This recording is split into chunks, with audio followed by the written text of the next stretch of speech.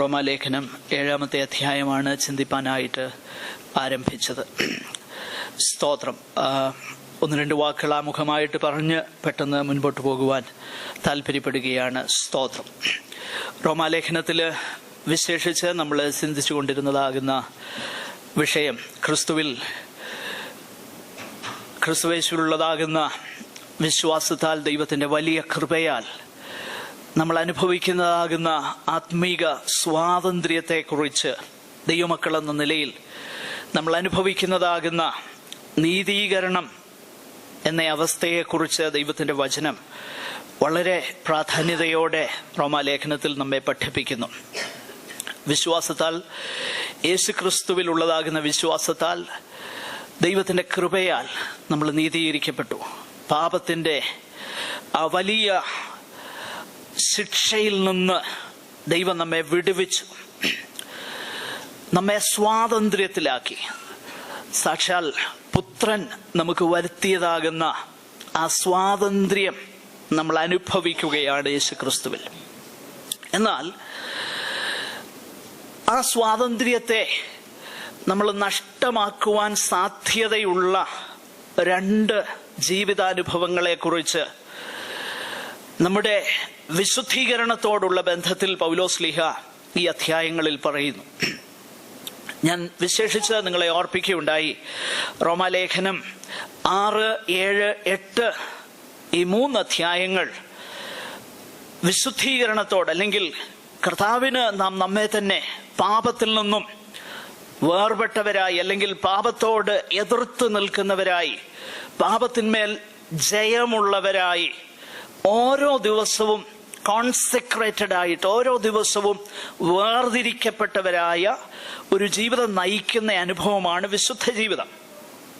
നാം പ്രത്യേകിച്ച് ഈ വേദഭാഗത്ത് നമ്മൾ പഠിക്കുന്നുണ്ട് പ്രധാനപ്പെട്ട 3 അനുഭവങ്ങൾ. ഒന്ന്, നീതീകരണം. അത് പാപത്തിൻ്റെ ശിക്ഷയിൽ നിന്നുള്ള വിടുതലാണ്. ഒരു നിമിഷം കൊണ്ട് യേശുക്രിസ്തുവിൽ വിശ്വസിക്കുമ്പോൾ, രക്ഷയ്ക്കായി വിശ്വസിക്കുമ്പോൾ സംഭവിക്കുന്ന, ദൈവം ചെയ്യുന്ന കാര്യം.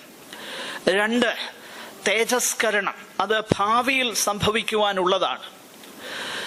3-ാമത്തെ കാര്യം, ഈ നീതീകരണത്തിൻ്റെയും തേജസ്കരണത്തിൻ്റെയും ഇടയിലുള്ള വിശുദ്ധീകരണം.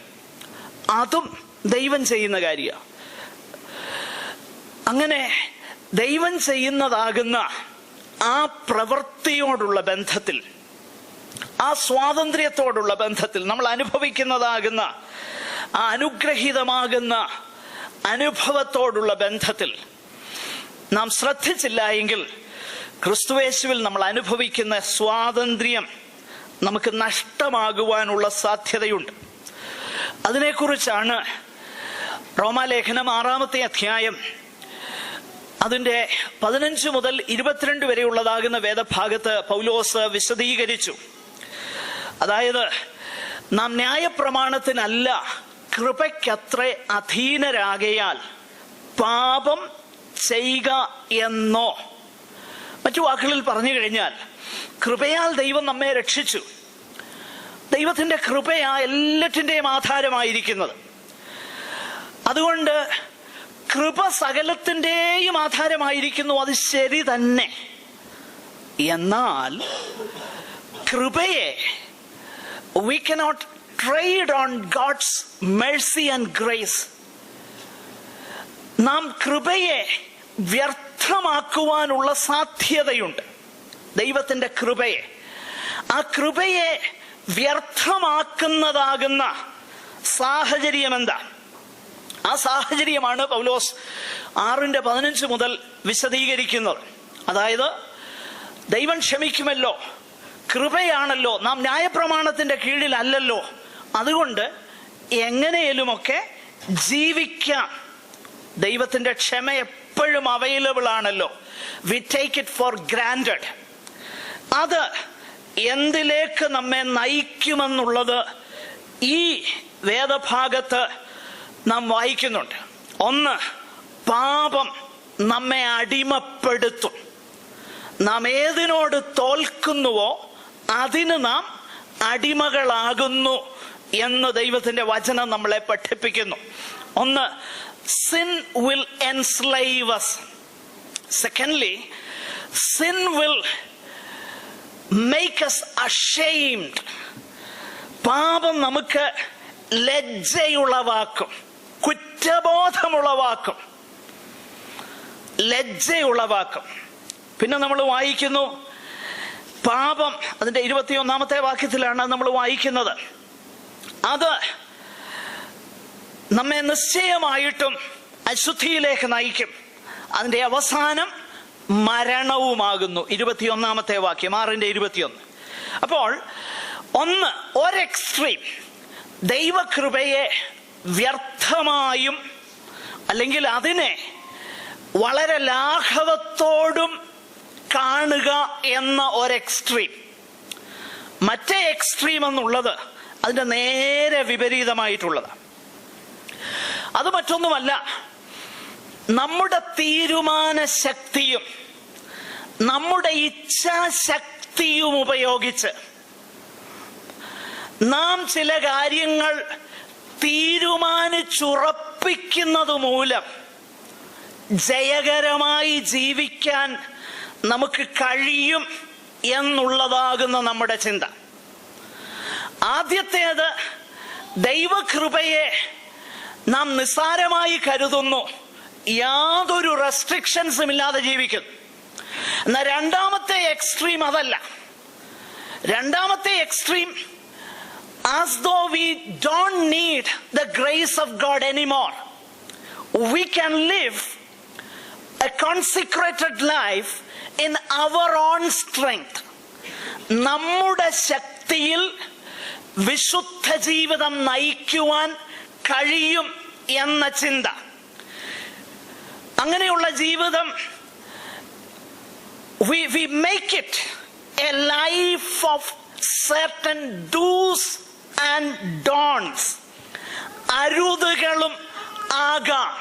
ചില കാര്യങ്ങളൊക്കെ ചെയ്യുന്നു, ചില കാര്യങ്ങളൊക്കെ നമ്മൾ ചില ഗോളൊക്കെ സെറ്റ് ചെയ്യുന്നു, അത് അച്ചീവ് ചെയ്യാനായി പരിശ്രമിക്കുന്നു. അത് അച്ചീവ് ചെയ്യുമ്പം നമുക്ക് തന്നെ ഒരു ഭാവം നമ്മിൽ ഉണ്ടാകുന്നു, ഓ ഐ ഹാവ് ഓവർകം ദാറ്റ്. നമ്മുടെ സ്ട്രെങ്തിൽ, നമ്മുടെ ബലത്തിൽ, നമ്മുടെ കഴിവിൽ ആശ്രയിച്ചുള്ള ഒരു ജീവിതം. ഈ ജീവിതത്തെ കുറിച്ചാണ് റോമാലേഖനം 7-ാമത്തെ അധ്യായത്തിൽ പൗലോസ് വിശദമായി പറയുന്നത്. അതായത് ചില പ്രമാണങ്ങളുടെ അടിസ്ഥാനത്തിൽ എന്ന് വെച്ച് കഴിഞ്ഞാൽ ചില ന്യായപ്രമാണം എന്ന വാക്കിനാൽ ഇവിടെ അർത്ഥമാക്കുന്നത് ദ ലോ ഓഫ് ഗാഡ്, ദൈവത്തിന്റെ ന്യായപ്രമാണം. എന്നാൽ നമുക്ക് ഈ ന്യായപ്രമാണം അനുസരിച്ച് ഒരു വിശുദ്ധ ജീവിതം നയിപ്പാൻ കഴിയുകയില്ല എന്നുള്ളത് ദൈവവചനം നമ്മളെ പഠിപ്പിക്കുന്നു. ഒന്നാമത് നമ്മൾ കണ്ടു, 7-ാമത്തെ അധ്യായത്തിൽ അതിന്റെ 1 മുതൽ 6 വരെയുള്ളതാകുന്ന വാക്യങ്ങളുടെ അടിസ്ഥാനത്തിൽ ഈ ന്യായപ്രമാണം എന്നുള്ളതിനോട് നമ്മൾ മരിച്ചിരിക്കുന്നു. ക്രിസ്തുവേശുവിൽ നാം പാപസംബന്ധമായി മരിച്ചപ്പോൾ തന്നെ ന്യായപ്രമാണ സംബന്ധമായും നമ്മൾ മരിച്ചിരിക്കുന്നു. ഇനിയും നമ്മൾ ദൈവത്തിന് ഫലം കായ്ക്കുമാറ് മറ്റൊരുവന് ആകേണ്ടതിന് ഒരു മരണത്തെക്കുറിച്ചും ഒരു പുനർജീവനത്തെക്കുറിച്ചും അപ്രകാരം ന്യായപ്രമാണത്തിൽ നിന്നും നമ്മൾ സ്വാതന്ത്ര്യം പ്രാപിച്ചിരിക്കുന്നതിനെ കുറിച്ചും അതിന്റെ 1 മുതൽ 6 വരെയുള്ള വാക്യങ്ങളിൽ പൗലോസ്ലീഹ വിശദീകരിക്കുന്നു. ആ കാര്യം വിശദമായി നമ്മൾ കണ്ടതാണ്.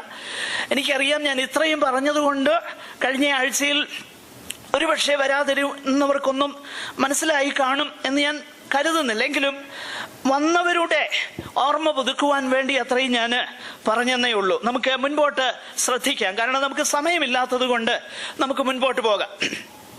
റോമാലേഖനം 7-ാം അധ്യായം വളരെ വളരെ പ്രാധാന്യമുള്ള ഒരു അധ്യായമാണ്. നാം ഒരു കാര്യം മനസ്സിലാക്കണം.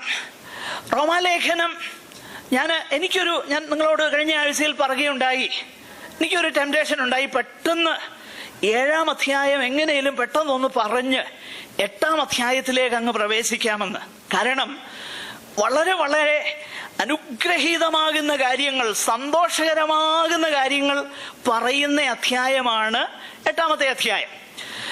ദൈവത്തിന്റെ പരിശുദ്ധാത്മാവിനെ കുറിച്ച് തന്നെ 21 പ്രാവശ്യം 8-ാമത്തെ അധ്യായത്തിൽ പറയുന്നുണ്ട്. അതേസമയം റോമാലേഖനം 7-ാം അധ്യായത്തിൽ പരിശുദ്ധാത്മാവിനെ കുറിച്ച് 1 പ്രാവശ്യം മാത്രമേ പറയുന്നുള്ളൂ. അതിന്റെ 6-ാമത്തെ വാക്യത്തിൽ ഈ ന്യായപ്രമാണത്തെ കുറിച്ചും അതിന്റെ പര്യായ പദങ്ങളും ഏകദേശം 31 പ്രാവശ്യം 7-ാം അധ്യായത്തിൽ പറയുന്നുണ്ട് താനും.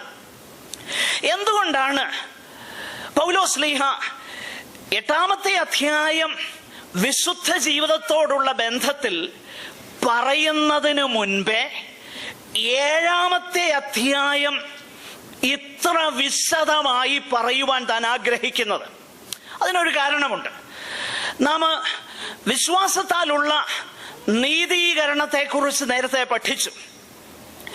യേശുക്രിസ്തുവിന്റെ ക്രൂശിൽ ദൈവം ചെയ്തിരിക്കുന്ന, അല്ലെങ്കിൽ ദൈവത്തിന്റെ നീതിയെ പ്രദർശിപ്പിച്ചിരിക്കുന്നതും ദൈവം ചെയ്തതാകുന്ന ആ വലിയ രക്ഷണ്യ വേലയെ കുറിച്ചും റോമാലേഖനം 3-ാം അധ്യായം 21 മുതൽ 26 വരെയുള്ള വാക്യങ്ങളിൽ വളരെ വളരെ വിശദമായി നമ്മൾ ചിന്തിച്ച ആ വലിയ രക്ഷണ്യ പ്രവൃത്തിയെക്കുറിച്ച്, കൃപയാലുള്ള രക്ഷയെക്കുറിച്ച്, ദൈവം സൗജന്യമായി തരുന്നതിനെ കുറിച്ച് പറയുന്നതിന് മുൻപേ 1-ാം അധ്യായം 18 മുതൽ 20 വരെയുള്ള വാക്യങ്ങളിൽ അതിനുള്ള ആവശ്യകതയെ കുറിച്ചാണ് പറയുന്നത്. പ്രത്യേകിച്ച് റോമാലേഖനം അതിന്റെ 3-ാം അധ്യായം 10 മുതൽ താഴോട്ടുള്ള വാക്യങ്ങൾ ശ്രദ്ധിച്ചാൽ, പഴയ നിയമ തിരുവെഴുത്തുകളെ ആധാരമാക്കി മനുഷ്യൻ പാപത്തിൽ മുങ്ങി അവന് യാതൊരു പ്രതീക്ഷയുമില്ലാതെ ഉച്ചി മുതൽ ഉള്ളങ്കാല് വരെ, നാം ആ ഭാഗത്ത് പ്രത്യേകിച്ച് കാണുന്നു, ശരീരത്തിന്റെ ഒട്ടുമിക്കവാറും അവയവങ്ങളെ കുറിച്ചെല്ലാം പറയുന്നു. കാല് ദൈവത്തിന്റെ വഴികളിൽ ഓടാതെ അധർമ്മം ചെയ്യാൻ ബന്ധപ്പെടുന്നു. കൈകളുടെ പ്രവൃത്തി, തൊണ്ട എന്ത് ചെയ്യുന്നു, കണ്ണുകളിൽ ദൈവഭയമില്ല എന്നൊക്കെ പറഞ്ഞ് താഴോട്ട് പറഞ്ഞ് ഒരു വ്യത്യാസവുമില്ല, എല്ലാവരും പാപം ചെയ്ത് ദൈവ തേജസ് ഇല്ലാത്തവരായി തീർന്നിരിക്കുന്നു എന്ന ആ ഗ്രിം പിക്ചർ, വളരെ യാതൊരു പ്രതീക്ഷയും ജനിപ്പിക്കാത്ത ഒരു ചിത്രം വരച്ചിട്ടിട്ട് അതിന് ജക്സ്റ്റപ്പോസ് ചെയ്തുകൊണ്ട് ദൈവത്തിന്റെ കൃപാവരത്തെക്കുറിച്ച്, കാൽവറി ക്രൂശിലൂടെ ഒരുക്കിയിരിക്കുന്ന രക്ഷയെക്കുറിച്ച് പൗലോസ് പറയുക. അപ്പോൾ ആദ്യം ആ രക്ഷയുടെ ആവശ്യകതയെക്കുറിച്ച് പറഞ്ഞിട്ട് ആ രക്ഷയെക്കുറിച്ച് പറയുന്നത് പോലെ തന്നെ റോമാലേഖനം 8-ാമത്തെ അധ്യായത്തിൽ ദൈവത്തിന്റെ പരിശുദ്ധാത്മാവിനാൽ ദൈവത്തിന്റെ ന്യായപ്രമാണത്തിന്റെ നീതി കൃപയാൽ നിവർത്തീകരിക്കപ്പെടുന്നതിനെ കുറിച്ചും വിജയകരമാകുന്ന, വിശുദ്ധകരമാകുന്ന, വേർപെട്ടതാകുന്ന, സമർപ്പിക്കപ്പെട്ടതാകുന്ന ഒരു ക്രിസ്തീയ ജീവിതത്തെ കുറിച്ച് 8-ാം അധ്യായത്തിൽ പറയുന്നതിനു മുൻപേ 7-ാം അധ്യായത്തിൽ നമ്മുടെ കഴിവിൽ ആശ്രയിച്ചാൽ എന്താണ് സംഭവിക്കുന്നതെന്ന് നമ്മെ ഒന്ന് മനസ്സിലാക്കി തരാൻ വേണ്ടിയിട്ടാണ് 7-ാമത്തെ അധ്യായത്തിൽ വിശദമായി ന്യായപ്രമാണത്താൽ ജീവിക്കുമ്പോൾ ഉണ്ടാകുന്ന അനുഭവത്തെക്കുറിച്ചും അതിന്റെ ഫലങ്ങളെക്കുറിച്ചും പൗലോസ്ലീഹ 7-ാം അധ്യായത്തിൽ വിശദീകരിക്കുന്നത്. നമുക്ക് ഈ ഭാഗം മുൻപോട്ട് അല്പം വിശദമായിട്ട് ശ്രദ്ധിക്കാം. ഞാൻ ഈ ഭാഗം വായിക്കുവാനായിട്ട് സമയം എടുക്കാത്തത് നിങ്ങളത് വായിച്ചിട്ടുണ്ടാകും എന്ന ചിന്തയിലാണ്. ദയവ് ചെയ്ത് നമ്മുടെ ഈ ക്ലാസ്സിനുള്ള ടെക്സ്റ്റായിട്ട് ഇത് മനസ്സിലാക്കി അല്പം ഒരു ഹോംവർക്കൊക്കെ ചെയ്തു വന്നാൽ നമുക്ക് സമയം ലാഭിക്കാൻ തക്കവണ്ണം കഴിയും. കുറഞ്ഞ പക്ഷം നമ്മൾ ചിന്തിക്കുവാൻ പോകുന്ന ഭാഗമെങ്കിലും ഒന്ന് വായിച്ച് 1-2 പ്രാവശ്യം, കഴിയുമെങ്കിൽ ഒരു 5 പ്രാവശ്യം വായിച്ചിട്ട് വരാമെങ്കിൽ ഞാൻ പറയുന്ന കാര്യങ്ങൾ മനസ്സിലാക്കാൻ അല്പം എളുപ്പമാണ്. ദൈവത്തിന്റെ പരിശുദ്ധാത്മാവ് അതിനായി നമ്മെ സഹായിക്കുമാറാകട്ടെ. ഞാൻ പറഞ്ഞല്ലോ, റോമാലേഖനം 7:1 മുതൽ 6 വരെ ന്യായപ്രമാണത്തിൽ നിന്ന് നമുക്ക് സ്വാതന്ത്ര്യം കിട്ടി എന്നുള്ള വിഷയത്തെക്കുറിച്ച്, നമ്മൾ സ്വതന്ത്രരായിരിക്കുന്നു എന്നുള്ള കാര്യത്തെക്കുറിച്ച് പൗലോസ് പറഞ്ഞു. ആ പ്രത്യേക ഭാഗത്ത് പ്രധാനമായിട്ട് 3 കാര്യങ്ങൾ പൗലോസ് അവിടെ പറഞ്ഞു. ഒന്ന്, നാം ന്യായപ്രമാണത്തിന് നാം മരിച്ചിരിക്കുന്നു. ക്രിസ്തുവിന്റെ ശരീരത്തിൽ നാം ന്യായപ്രമാണത്തിന് മരിച്ചിരിക്കുന്നു. നാം ക്രിസ്തുവിന് ആകേണ്ടതിന് ന്യായപ്രമാണത്തിന് മരിച്ചിരിക്കുന്നു. രണ്ടാമതായിട്ട് പൗലോസ് പറഞ്ഞതാകുന്ന ഒരു വിഷയം 5-ാമത്തെ വാക്യത്തിൽ, നാം ജഡത്തിലായിരുന്നപ്പോൾ ന്യായപ്രമാണത്താൽ ഉളവായ പാപരാഗങ്ങൾ, നോക്കുക, പാപവും മരണവും ന്യായപ്രമാണവും ഏകദേശം ഒന്നിച്ച് ചേർത്ത് പൗലോസ് പറയുന്നു. അത് മാത്രമല്ല, 6-ാമത്തെ വാക്യത്തിലേക്ക് വരുമ്പോൾ, നാം ആത്മാവിന്റെ പുതുക്കത്തിൽ ദൈവത്തെ സേവിക്കേണ്ടതിന് ന്യായപ്രമാണത്തിൽ നിന്ന് ഒഴിവുള്ളവരാകുന്നെന്ന് പറഞ്ഞു. ഈ 3 കാര്യങ്ങൾ വളരെയധികം യഹൂദന്മാരെ സംബന്ധിച്ചിടത്തോളം, വിശേഷിച്ച് ഭക്തരാകുന്ന യഹൂദന്മാരെ സംബന്ധിച്ചിടത്തോളം ഇത് ഭയങ്കര ഷോക്കിംഗ് സ്റ്റേറ്റ്മെന്റാണ്. കാരണം ന്യായപ്രമാണത്തെ പൗലോസ് കൂട്ടിക്കെട്ടുന്നത് പാപവും മരണവുമായിട്ടാണ്, പാപരാഗങ്ങളുമായിട്ടാണ്. മാത്രമല്ല, ന്യായപ്രമാണത്തിൽ നിന്ന് നമ്മൾ ഒഴിവുള്ളവരാകുന്നെന്നൊക്കെ പറയുന്നു. ഇതൊക്കെ കേൾക്കുമ്പോൾ ഭക്തരാകുന്ന യഹൂദന്മാരെ സംബന്ധിച്ചിടത്തോളം അവർക്ക് ഭയങ്കര ഷോക്ക് ഉളവാക്കുന്ന ഒരു സ്റ്റേറ്റ്മെന്റാണ്. കാരണം ന്യായപ്രമാണം അവരെത്ര വിലയുള്ളതായി കണ്ടിരുന്നു എന്ന് മനസ്സിലാക്കണമെങ്കിൽ 119-ാം സങ്കീർത്തനവും 19-ാം സങ്കീർത്തനവും മാത്രം വായിച്ചാൽ മതി. ഈ 2 സങ്കീർത്തനങ്ങളും വായിക്കുമ്പോൾ ന്യായപ്രമാണത്തെക്കുറിച്ച് അവർ പറയുന്നത് എന്തെല്ലാമാ. തേനിലും തേൻകട്ടയിലും മാധുര്യമേറിയതാണ് ന്യായപ്രമാണം. അടിയനവയാൽ പ്രബോധനം ലഭിക്കുന്നു.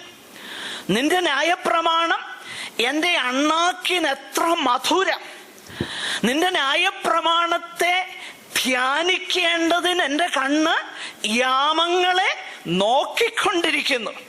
അയ്യോ, നിന്റെ ന്യായപ്രമാണം എനിക്ക് എത്രയോ പ്രിയം എന്ന് വേണ്ട, ഏറ്റവും ഉന്നതമാകുന്ന വാക്കുകളിലാണ് ന്യായപ്രമാണത്തെ ഭക്തനാകുന്ന ഒരു യഹൂദൻ വിശേഷിപ്പിക്കുന്നത്.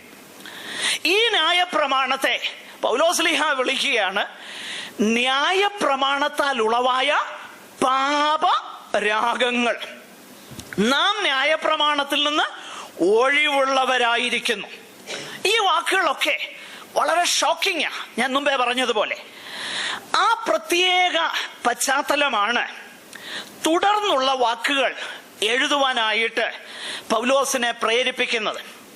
ന്യായപ്രമാണത്തിന്റെ ശുശ്രൂഷ എന്താണ്? ന്യായപ്രമാണത്തിന്റെ സ്വഭാവം എന്താണ്? ന്യായപ്രമാണം എന്താണ് ചെയ്യുന്നത്? ഈ കാര്യങ്ങളാണ് തുടർന്ന് താൻ വിശദീകരിക്കുന്നത്. ആ കാര്യം നമുക്ക് അല്പമായിട്ട് മുൻപോട്ട് ശ്രദ്ധിക്കാം. പൗലോസ് നേരത്തെ പറഞ്ഞു, ന്യായപ്രമാണത്താൽ പാപത്തെക്കുറിച്ചുള്ള പരിജ്ഞാനമത്രേ വരുന്നത്. ഈ 7-ാം അധ്യായം 7 മുതൽ 13 വരെയുള്ളതാകുന്ന വാക്യങ്ങൾ പൗലോസ്ലീഹ താന് ന്യായപ്രമാണത്തെ സ്നേഹിക്കുകയും ഒരു പരീശൻ എന്ന നിലയിൽ ന്യായപ്രമാണത്തിൽ അഭ്യസിക്കപ്പെടുകയും ചെയ്ത, താൻ കർത്താവിനെ കണ്ട് മുട്ടുന്നതിനു മുൻപുള്ള തന്റെ ജീവിതാനുഭവത്തെ കുറിച്ചാണ് വാസ്തവത്തിൽ പൗലോസ്ലീഹ അവിടെ പറയാൻ ആഗ്രഹിക്കുന്നത്. എങ്കിലും നമ്മളോടുള്ള ബന്ധത്തിലും ന്യായപ്രമാണത്തിന് ഇന്നും നമ്മിൽ ചെയ്യാനുള്ള ശുശ്രൂഷ എന്താണെന്ന് ഈ വാക്യങ്ങൾ വായിക്കുമ്പോൾ നമുക്ക് മനസ്സിലാക്കാൻ കഴിയും. ഒന്നാമതായിട്ട് ന്യായപ്രമാണത്തിന്റെ ശുശ്രൂഷ എന്താണ്? ന്യായപ്രമാണത്തിന്റെ ശുശ്രൂഷ ഒന്ന്, ഇറ്റ് റിവീൽസ് സിൻ. പാപത്തെക്കുറിച്ചുള്ള ബോധ്യം അല്ലെങ്കിൽ വെളിപ്പാട് ന്യായപ്രമാണം നമുക്ക് നൽകുന്നു. പ്രിയമുള്ളവരെ, ഇവിടെ പാപത്തെക്കുറിച്ചുള്ളതാകുന്ന ബോധ്യം നമ്മെ സംബന്ധിച്ചിടത്തോളം ന്യായപ്രമാണം നൽകുന്നു എന്ന് പറയുമ്പോൾ, ഞാൻ പറഞ്ഞല്ലോ, ഒരു പരീശൻ എന്ന നിലയിൽ പൗലോസിന്റെ കഴിഞ്ഞകാല അനുഭവത്തെക്കുറിച്ചാണ് താൻ പറയുന്നതെങ്കിലും നമ്മോടുള്ള ബന്ധത്തിൽ ദൈവത്തിന്റെ വചനം അല്പം കൂടെ ഒരു സ്റ്റെപ്പ് കൂടെ മുൻപോട്ട് കടന്ന് നമ്മുടെ ജീവിതവുമായി അതിനെ ഒന്ന് താതാത്മ്യം ചെയ്ത് നമ്മുടെ ജീവിതവുമായിട്ട് അതിനെ ഒന്ന് അടുപ്പിച്ച് ചിന്തിപ്പാനായി നാം താല്പര്യപ്പെടുകയാണ്. ഇവിടെ നമ്മൾ വായിക്കുന്നത് ന്യായപ്രമാണം പാപത്തെ വെളിപ്പെടുത്തുന്നു. ന്യായപ്രമാണത്തിന്റെ ഒന്നാമത്തെ ശുശ്രൂഷ കൃപയ്ക്ക് അധീനരായി വിശുദ്ധിയോടെ ജീവിപ്പാൻ ആഗ്രഹിക്കുന്ന ഒരു ദൈവ പൈതൽ ദൈവത്തിന്റെ ന്യായപ്രമാണം അവന്റെ ജീവിതത്തിൽ ചെയ്യുന്ന ശുശ്രൂഷ നന്നായി ഗ്രഹിക്കണം. യാക്കോബിന്റെ ലേഖനം അതിന്റെ 1-ാം അധ്യായം 22 മുതൽ 25 വരെയുള്ള വാക്യങ്ങൾ നമ്മൾ ശ്രദ്ധിച്ചാൽ അവിടെ നമുക്ക് മനസ്സിലാക്കാൻ കഴിയുന്നത് ഈ ന്യായപ്രമാണത്തിലേക്ക് ഉറ്റുനോക്കുമ്പോഴാണ് നമ്മുടെ അവസ്ഥ എന്തെന്ന് നമുക്ക് ഗ്രഹിപ്പാനായി കഴിയുന്നത്. ആ വേദഭാഗം എടുത്തവർക്കൊന്ന് വായിക്കാം.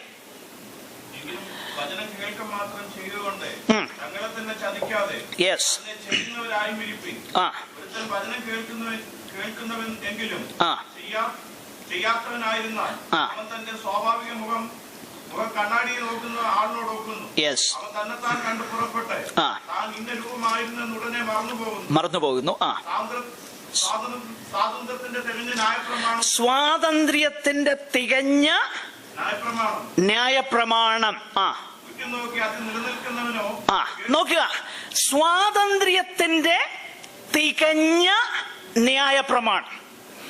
ദൈവത്തിന്റെ ന്യായപ്രമാണം ദൈവമക്കളാകുന്ന നമ്മെ സംബന്ധിച്ചിടത്തോളം നമ്മെ അത് അടിമത്വത്തിലേക്ക് കൊണ്ടുപോകുകയല്ല, നേരെ മറിച്ച് നമ്മെ ആ ദൈവത്തിന്റെ നീതിയെ നിവർത്തിക്കത്തക്കവണ്ണം സ്വതന്ത്രരായി നാം മറ്റൊന്നിനും ഇനിയും അടിമപ്പെടാതെ നിലനിൽക്കത്തക്കവണ്ണം നമ്മുടെ അവസ്ഥ എന്തെന്ന് നമുക്ക് വെളിപ്പെടുത്തി തരുന്നത് ദൈവത്തിന്റെ ന്യായപ്രമാണമാണ്. അപ്പോൾ ന്യായപ്രമാണത്തിന്റെ ഒന്നാമത്തെ ശുശ്രൂഷ എന്നുള്ളത് it reveals our own uncleanness to us. അതാണ് ന്യായപ്രമാണം നമ്മിൽ ചെയ്യുന്നത് അല്ലെങ്കിൽ ചെയ്യേണ്ടത്. അതേ തുടർന്നിട്ട് പൗലോസ് അവിടെ പറയുന്നതാകുന്ന ഒരു കാര്യം വളരെ ശ്രദ്ധേയമാണ്. ന്യായപ്രമാണത്തെക്കുറിച്ച് പറയുമ്പോൾ അതിന്റെ 7-ാം വാക്യം, 7-ാം അധ്യായം 7-ാം വാക്യത്തിൽ നാം ഇങ്ങനെ വായിക്കുന്നു: ന്യായപ്രമാണത്താൽ അല്ലാതെ ഞാൻ പാപത്തെ അറിഞ്ഞില്ല. എന്താ പൗലോസ് അർത്ഥമാക്കുന്നത്? അടുത്ത സെന്റൻസ് ഒന്ന് വായിക്കാം.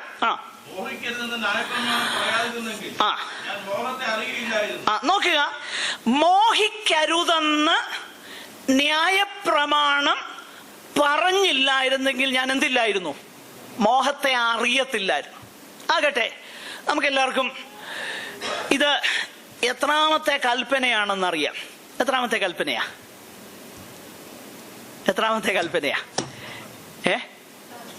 The last one, the 10th one, right? അവസാനത്തെ കൽപ്പനയാണെന്ത്? കവറ്റ് ചെയ്യരുത്, മോഹിക്കരുത്. മുകളിൽ പറഞ്ഞേക്കുന്ന എല്ലാ കൽപ്പനകളും പുറമെ വെരിഫൈ ചെയ്യാവുന്ന കാര്യമാണ്, അല്ലേ?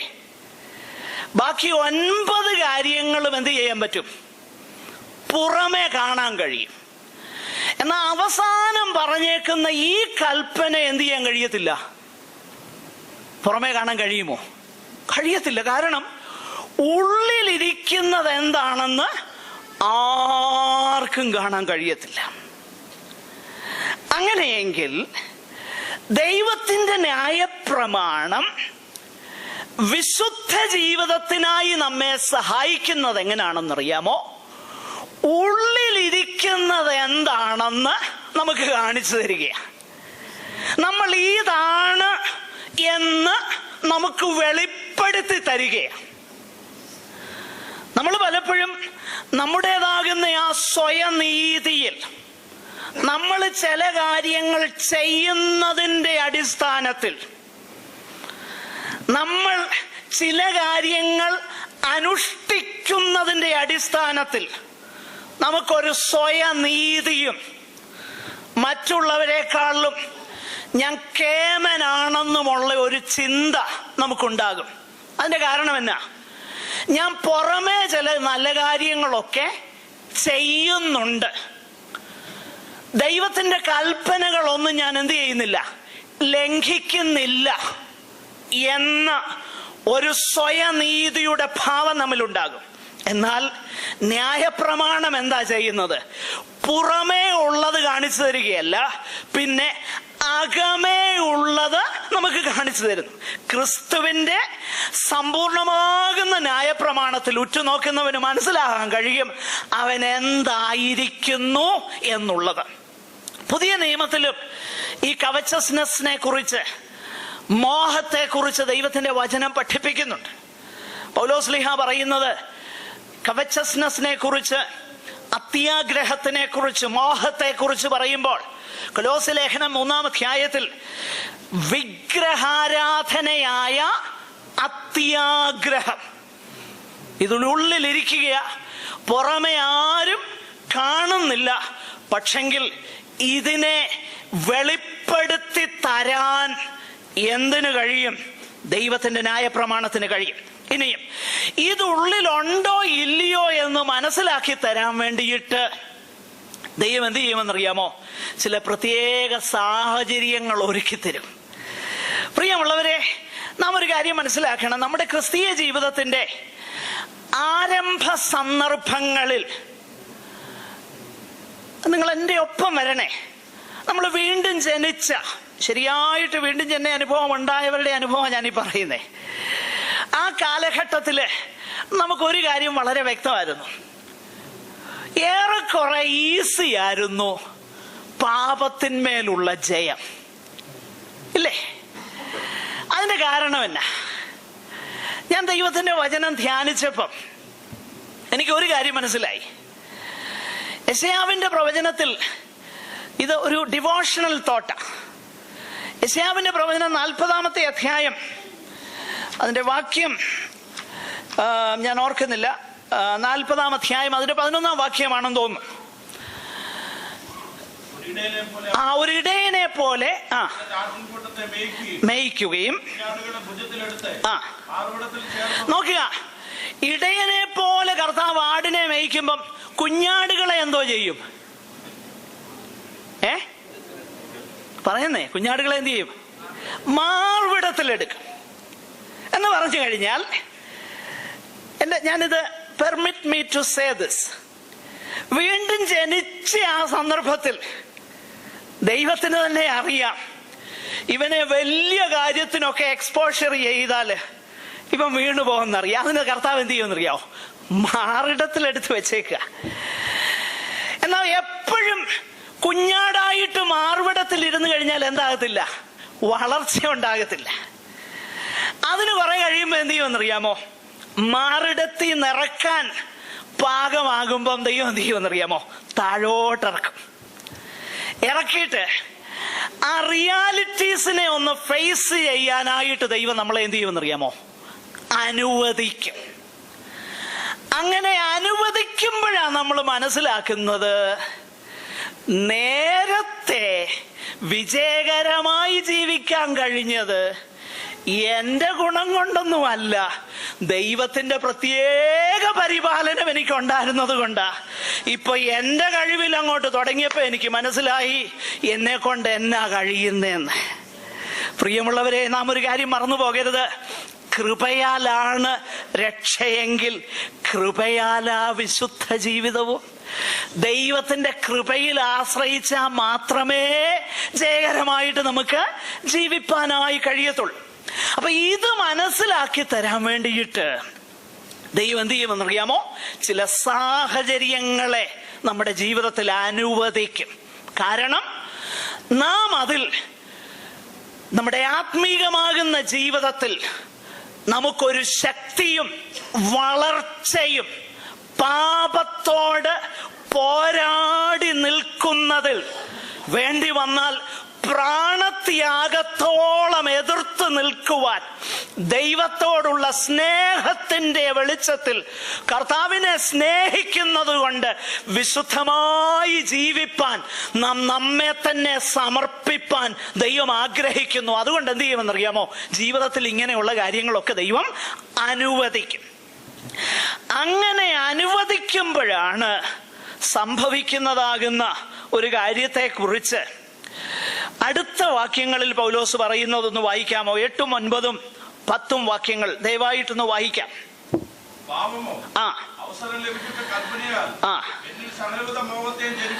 നോക്കുക, ന്യായപ്രമാണം അല്ല, പാപത്തിന്റെ ശക്തി എന്ന് പറയുന്നത് എന്താണെന്നറിയാമോ? ന്യായപ്രമാണം. നമ്മൾ വായിക്കുന്നുണ്ടത് കൊരിന്ത്യരുടെ 1-ാം ലേഖനം 15-ാം അധ്യായം 56-ാമത്തെ വാക്യത്തിൽ, പാപത്തിന്റെ ശക്തിയോ ന്യായപ്രമാണം. The strength of sin is the law. ഇവിടെ പൗലോസ് പറയുകയാണ്, പാപം എന്ത് ചെയ്തു? കൽപ്പനയാൽ അവസരം ലഭിച്ചിട്ട് എന്നിലെന്ത് ചെയ്തു? സകലവിധ മോഹത്തെയും ജനിപ്പിച്ചു. പ്രിയമുള്ളവരെ, ഇത് പൗലോസിന്റെ ആ പ്രീ കൺവേർഷൻ എക്സ്പീരിയൻസാ പറയുന്നതെങ്കിലും നാം ഒരു കാര്യം മനസ്സിലാക്കണം. ഈ നിയമങ്ങളോട് എതിർത്ത് നിൽക്കുക, അല്ലെങ്കിൽ പ്രൊഹിബിറ്റ് ചെയ്തിരിക്കുന്നതിനോട് ഒരു പ്രത്യേക താല്പര്യം തോന്നുന്നത് മനുഷ്യന്റെ സഹജമാണ്.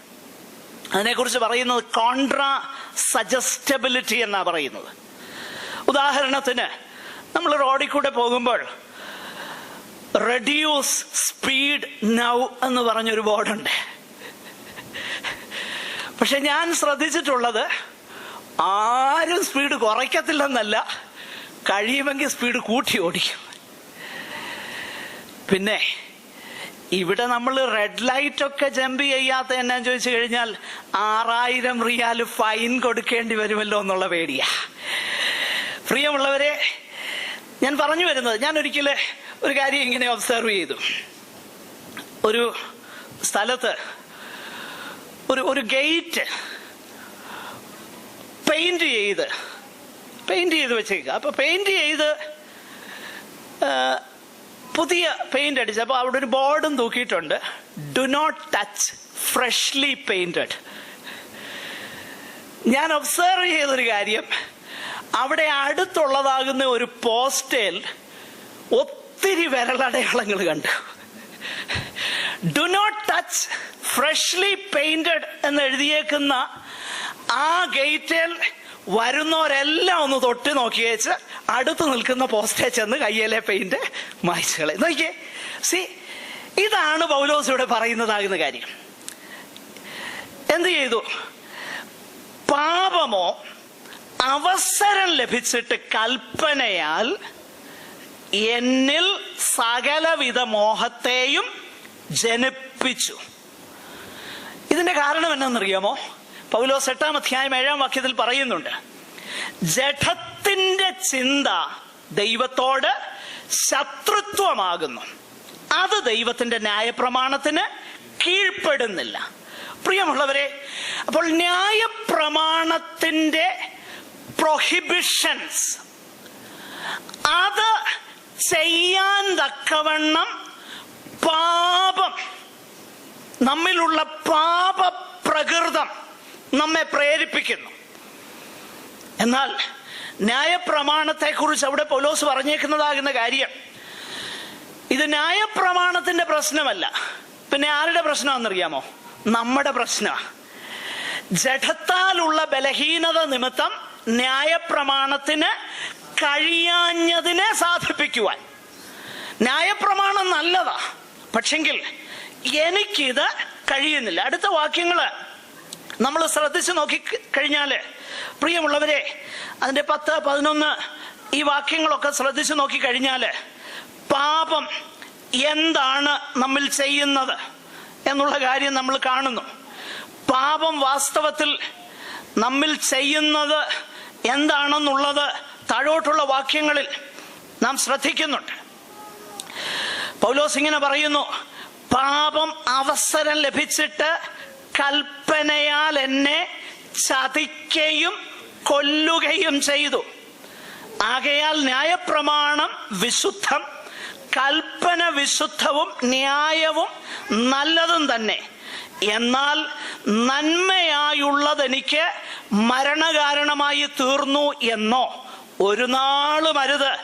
പാപമത്രേ മരണകാരണമായി തീർന്നത്. അടുത്ത സെന്റൻസ് ഒന്ന് വായിക്കാമോ? യെസ്.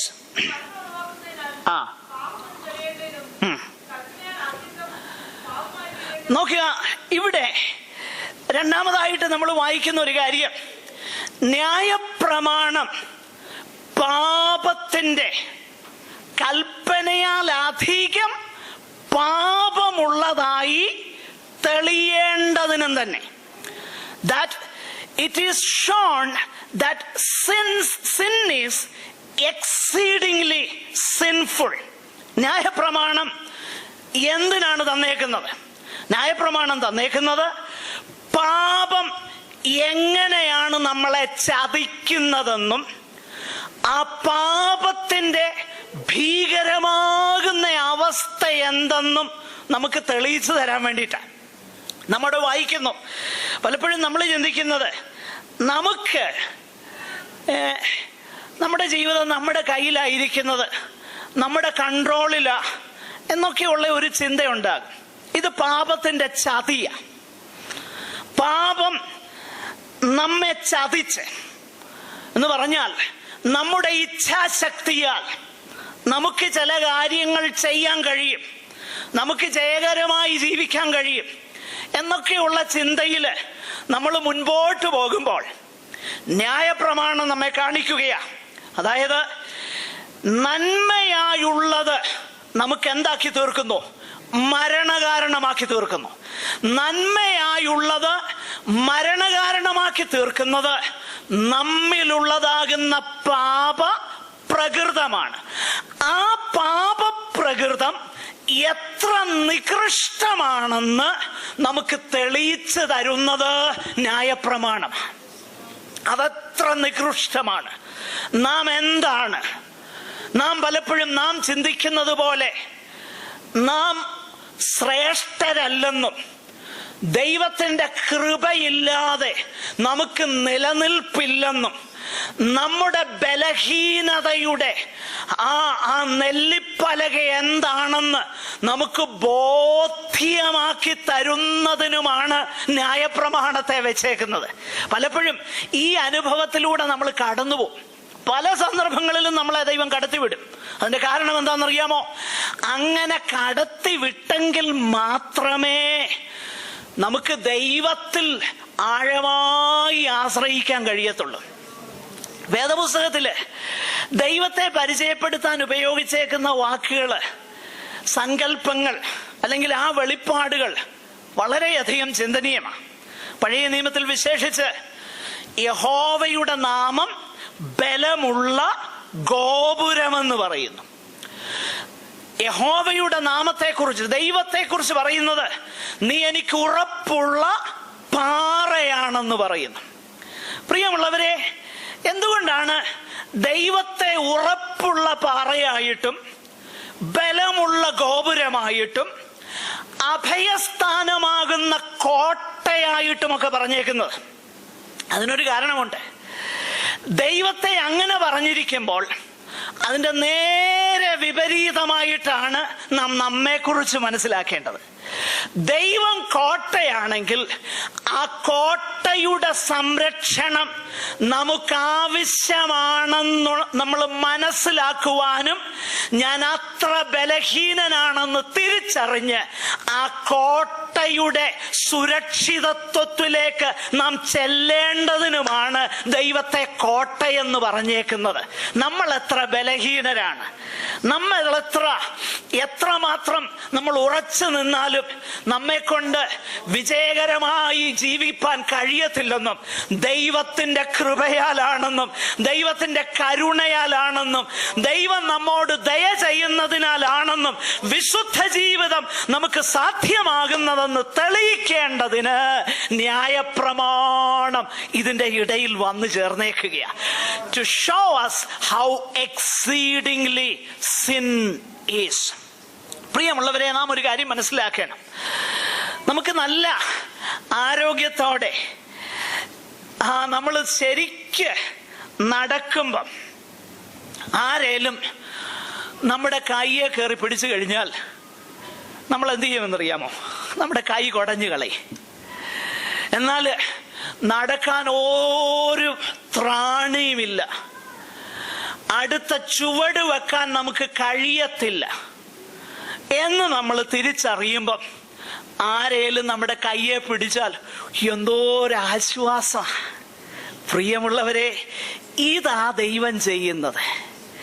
ന്യായപ്രമാണം നമ്മിലുള്ളതാകുന്ന പാപത്തെ നമുക്ക് തെളിയിച്ചു തരുന്നു. നമുക്ക് കഴിവില്ലെന്നുള്ള കാര്യം നമ്മൾ തിരിച്ചറിയുന്നു. അപ്പോഴാണ് ദൈവത്തിന്റെ പരിശുദ്ധാത്മാവിനാൽ വിജയകരമായിട്ട് എനിക്ക് ജീവിക്കാൻ കഴിയുമെന്ന് ഞാൻ മനസ്സിലാക്കി താഴ്മയോടെ ഞാൻ ദൈവത്തിൽ ആശ്രയിക്കുന്നത്. അപ്പോൾ വിശുദ്ധ ജീവിതത്തിന് ഒരു രീതിയിൽ പറഞ്ഞാൽ ന്യായപ്രമാണം നമ്മളെ സഹായിക്കുന്നു. 7-ാമത്തെ അധ്യായത്തിന്റെ സവിശേഷത എന്ത്, പ്രത്യേകത എന്ത്? 8-ാമത്തെ അധ്യായത്തിൽ വിജയകരമാകുന്ന ജീവിതത്തെക്കുറിച്ച് പറയുന്നതിന് മുൻപേ 7-ാം അധ്യായത്തിൽ ന്യായപ്രമാണത്തിൽ ആശ്രയിച്ച് ഡൂസ് ആൻഡ് ഡോൺസ് ചെയ്തുകൊണ്ട് അരുതുകളും ആകാമെന്നും പറഞ്ഞുകൊണ്ടൊക്കെ ജീവിക്കുന്ന ഈ അനുഭവത്തിൽ നമ്മൾ എത്ര ബലഹീനരാണെന്ന് മനസ്സിലാക്കിയിട്ട് നമ്മൾ ദൈവത്തിൽ പൂർണ്ണമായി ആശ്രയിച്ച് ദൈവത്തിന്റെ പരിശുദ്ധാത്മാവിനാൽ നിറയപ്പെട്ട ജയകരമാകുന്ന ഒരു ജീവിതത്തെ കുറിച്ചാണ് 8-ാമത്തെ അധ്യായത്തിൽ നമ്മൾ വായിക്കുന്നത്. പ്രിയമുള്ളവരെ, ഈ തുടർന്നുള്ള വാക്യഭാഗങ്ങളിലൂടെ പെട്ടെന്ന് പറഞ്ഞ് മുൻപോട്ട് പോകുവാൻ ഞാൻ ആഗ്രഹിക്കുകയാണ്. സ്തോത്രം. പ്രിയമുള്ളവരെ, ന്യായപ്രമാണം നമ്മുടെ പാപത്തെ തെളിയിച്ചു തരുന്നു. 2, ന്യായപ്രമാണം ഇറ്റ് ഈവൻ പ്രൊവോക്സ് സിൻ. 3-ാമത് the sinfulness, how horrible sin is. ഇത് ന്യായപ്രമാണം നമുക്ക് തെളിയിച്ചു തരുന്നു. അടുത്തതായിട്ട് പൗലോസ് ഇതിന്റെ 14 മുതലുള്ളതാകുന്ന വാക്യങ്ങളിൽ പറയുന്നതാകുന്ന കാര്യം എന്തെന്നറിയാമോ? ആ വേദഭാഗം നമുക്ക് പെട്ടെന്ന് ഒന്ന് വായിച്ച് നമുക്ക് മുൻപോട്ട് ചിന്തിപ്പാനായിട്ട് ഞാൻ താല്പര്യപ്പെടുകയാണ്. സ്തോത്രം. മുകളിൽ ന്യായപ്രമാണം എന്ത് ചെയ്യുന്നു എന്നുള്ളതിനെ കുറിച്ച് പറഞ്ഞു. ഇനിയും പറയാൻ പോകുന്നത് എന്ത് ചെയ്യുന്നില്ലെന്നുള്ളതാ പറയാൻ പോകുന്നത്. ആദ്യം പറഞ്ഞു ന്യായപ്രമാണം പാപത്തെക്കുറിച്ചുള്ള ബോധ്യം നമുക്ക് തരുന്നു, ഈ കാര്യങ്ങളൊക്കെ പറഞ്ഞു. ഇനിയും പറയാൻ പോകുന്നത് ഇതേ കാര്യം, ന്യായപ്രമാണം എന്താണ് നമ്മിൽ ചെയ്യാത്തത്. അതിന്റെ 14-ാം വാക്യം ദയവായിട്ടൊന്ന് വായിക്കാം. ന്യായപ്രമാണം ആത്മീയമെന്ന് നാം അറിയുന്നുവല്ലോ. ഞാനോ ജഡമയൻ, പാപത്തിന് ദാസനായി വിൽക്കപ്പെട്ടവൻ തന്നെ. ഞാൻ പ്രവർത്തിക്കുന്നത് ഞാൻ അറിയുന്നില്ല. നോക്കുക, ന്യായപ്രമാണം ആത്മീകം എന്ന് ഞാൻ അറിയുന്നുവല്ലോ, എന്ന് നാം അറിയുന്നുവല്ലോ എന്ന് വെച്ചാൽ it deals with the spirit. എന്നാൽ നമ്മുടെ പ്രശ്നം എന്തുവാ? പൗലോസ് പറയുക, ഞാനോ ജഡമയൻ, പാപത്തിന് ദാസനായി വിൽക്കപ്പെട്ടവൻ തന്നെ. 6-ാമത്തെ അധ്യായത്തിൽ നാം ഏതിനോട് തോൽക്കുന്നുവോ അതിനാണ് നമ്മൾ ദാസന്മാരായിരിക്കുന്നതെന്ന് പൗലോസ് പറയുന്നു. എന്നാ പൗലോസ് ഇവിടെ വീണ്ടും പറയുന്നത്? പ്രിയമുള്ളവരെ, പൗലോസ് പറയുന്നത് മറ്റൊന്നുമല്ല. താൻ പറയുന്നത് ഇത്രയേ ഉള്ളൂ: ചില സ്വയമാകുന്ന ഇച്ഛാശക്തിയും നമ്മുടേതാകുന്ന കഴിവുകളുടെയും അടിസ്ഥാനത്തിൽ, അല്ലെങ്കിൽ ന്യായപ്രമാണത്തിന്റെ അടിസ്ഥാനത്തിൽ നമ്മൾ ജീവിക്കാനായിട്ട് ശ്രമിക്കുമ്പോൾ എന്നാ നമുക്ക് മനസ്സിലാകാൻ കഴിയുന്നത്?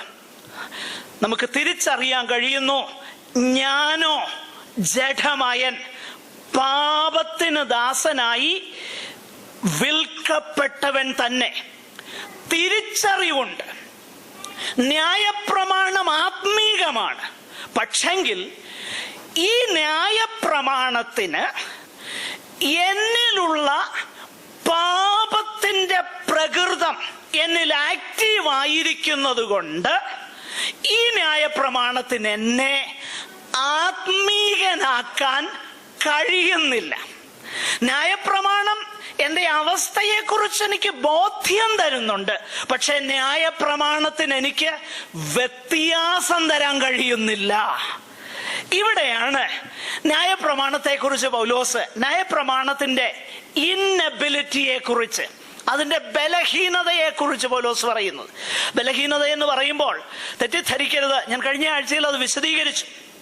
ബലഹീനത എന്ന് പറഞ്ഞാൽ ന്യായപ്രമാണത്തിന്റെ കുഴപ്പമല്ല, പിന്നെയോ ജഡത്താലുള്ള ബലഹീനത നിമിത്തം ന്യായപ്രമാണത്തിന് കഴിയുന്നില്ല എന്ന് പറഞ്ഞു കഴിഞ്ഞാൽ ന്യായപ്രമാണത്തിന്റെ കുഴപ്പമല്ല, എന്റെ കുഴപ്പമാണ്. കാരണം ന്യായപ്രമാണം പറയുന്നത് ഇതിനെ ചെയ്യുന്നവൻ ഇതുമൂലം ജീവിക്കും. പക്ഷേ എന്നിലുള്ള പാപപ്രകൃതം നിമിത്തം എനിക്ക് ദൈവത്തിന്റെ ന്യായപ്രമാണത്തിന്റെ നീതിയെ നിവർത്തിപ്പാൻ കഴിയുന്നില്ല.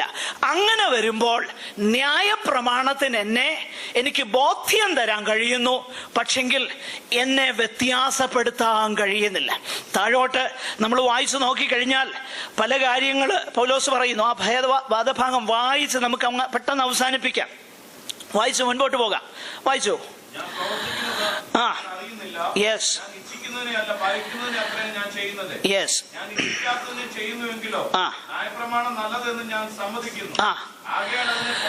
നോക്കി, ആദ്യം പറഞ്ഞു ന്യായപ്രമാണത്തിന് എനിക്ക് വ്യത്യാസം തരാൻ കഴിയുന്നില്ല.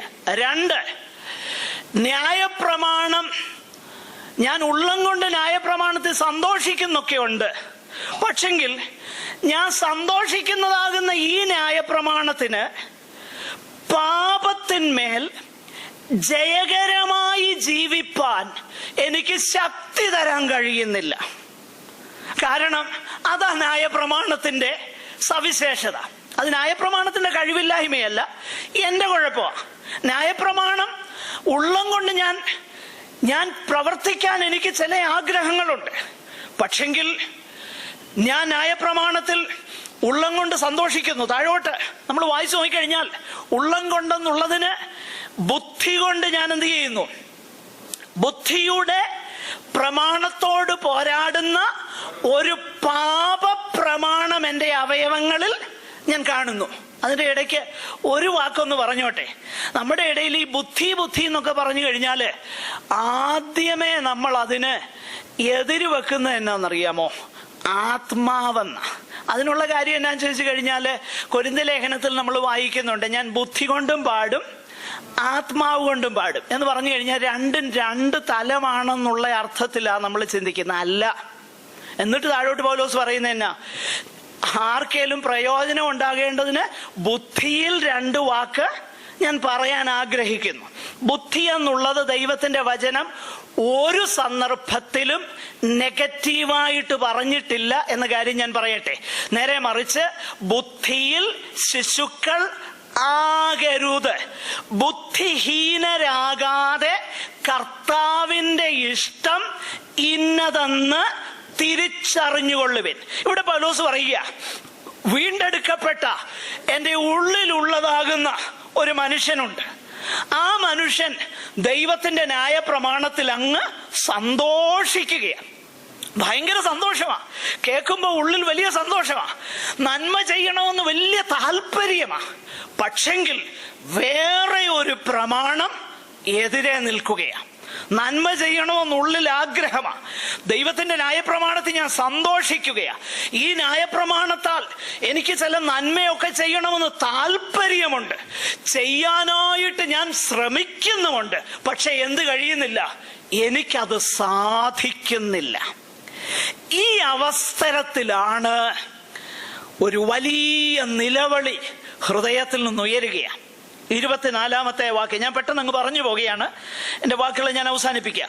അയ്യോ, ഞാൻ അരിഷ്ട മനുഷ്യൻ, ഈ മരണത്തിന് അധീനമായ ശരീരത്തിൽ നിന്ന് എന്നെ ആർ വിടുവിക്കും. പ്രിയമുള്ളവരെ, ഇതാണ് വിജയത്തിലേക്കുള്ള ആ ചവിട്ടുപടി. എന്താണെന്നറിയാമോ? നമ്മുടെ വാഴ്ത്തപ്പെട്ടവനാകുന്ന കർത്താവ് ഗിരിപ്രഭാഷണം എന്ന് വിളിക്കുന്ന മത്തായി സുവിശേഷം 5:6-7 അതിന്റെ ആരംഭത്തിൽ പറയുന്ന ഒരു കാര്യമുണ്ട്. ആത്മാവിൽ ദരിദ്രനായവൻ ഭാഗ്യവാൻ. നോക്കുക, ഇവിടെ ഏകദേശം അതേ കാര്യമാണ് പൗലോസ് പറയുന്നത്. അപ്പോൾ രക്ഷയോടുള്ള ബന്ധത്തിൽ ആത്മീക ദാരിദ്ര്യമാണ് അതിൻ്റെ ഒന്നാമത്തെ പടിയെങ്കിൽ, വിശുദ്ധ ജീവിതത്തോടുള്ള ബന്ധത്തിലും ഒന്നാമത്തെ പടി ഈ തിരിച്ചറിവാണ്. അയ്യോ, ഞാൻ അരിഷ്ട മനുഷ്യൻ, മരണത്തിന് അധീനമായ ഈ ശരീരത്തിൽ നിന്നും എന്നെ ആർ വിടുവിക്കും? എൻ്റെ വിൽ പവർ കൊണ്ട്, എൻ്റെ ഇച്ഛാശക്തി കൊണ്ട്, എൻ്റെ തീരുമാന ശക്തി കൊണ്ട് എന്നെ അടിമപ്പെടുത്തുന്ന പാപത്തിൽ നിന്നും എനിക്ക് വിജയിക്കാൻ കഴിയുന്നില്ലേ? അയ്യോ ഇല്ലേ, എന്നെ രക്ഷിക്കണമേ എന്ന് ഹൃദയത്തിൽ നിന്നുള്ളതാകുന്ന തിരിച്ചറിവിൽ നിന്നുള്ള ആ വിളി ഉയരുമ്പോൾ അടുത്ത വാക്യത്തിൽ നമ്മൾ വായിക്കുന്നു, നമ്മുടെ കർത്താവായ യേശു ക്രിസ്തു മുഖാന്തരം ഞാൻ ദൈവത്തിന് സ്തോത്രം ചെയ്യുന്നു. പ്രിയമുള്ളവരെ, നീതീകരണം യേശു ക്രിസ്തു മുഖാന്തരമാണെങ്കിൽ വിശുദ്ധീകരണവും നമ്മുടെ കർത്താവ് മുഖാന്തരമാണ്. മറന്നു പോകരുത്. നീതീകരണം കൃപയാലാണെങ്കിൽ വിശുദ്ധീകരണവും കൃപയാലാണ്.